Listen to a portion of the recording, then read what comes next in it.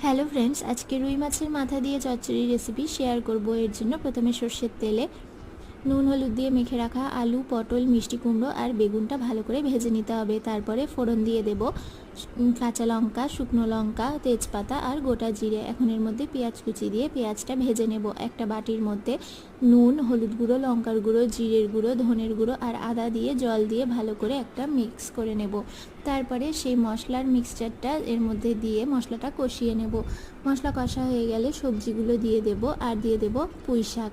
এখন এটাকে একটু নাড়াচাড়া করে এর মধ্যে অল্প জল দিয়ে ঢাকা দিয়ে হতে দেব। এতে করে সবজিগুলোও নরম হয়ে আসবে।